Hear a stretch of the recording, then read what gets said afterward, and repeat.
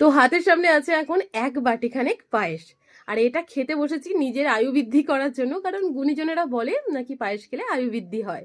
তো যাই হোক, ছোটবেলায় আমার যখন জন্মদিন হতো আমার মা কোনোদিন পায়েস করে দেয়নি, কারণ আমাদের ওখানে নিয়ম নেই যে মেয়ের জন্মদিনে পায়েসটা হবে। ছেলেদের জন্মদিনে পায়েসটা হয়, কিন্তু মেয়ের জন্মদিনে হয় না। কেন হয় না, এবার আমার মাকে একদিন জিজ্ঞেস করলাম, বললো যে মেয়েরা নাকি বিয়ের পর তো বাপের বাড়ি ছেড়ে চলে যায় শ্বশুর বাড়ি, তো মায়েরা তো আর সেভাবে করে দিতে পারবে না, তার জন্য হয় না। কিন্তু এটা কোনো কনসেপ্ট, ছেলেরাও তো বাইরে চলে যায়, তাহলে ছেলেরাও তো পায়েস খেতে পারে না, তাহলে ছেলেদের জন্য কেন হয়? মা বললো এরকমই নিয়ম হয়ে আসছে, তার সেটাই মানা হয়। ওই ভুল ভাল সব নিয়ম যত। তো যাই হোক, আমার জন্মদিনে পায়েস কোনোদিন আমি খাইনি, হতো না আর কি। অনেক রকম 5 রকম রান্না বান্না হতো, কিন্তু পায়েসটা হতো না। তো এখন আমার মনে হলো যে কে আমার আয়ু বাড়াবে কি বাড়াবে না সেটা আমি জানতে চাই না, আমি নিজের আয়ু নিজেই বাড়াবো।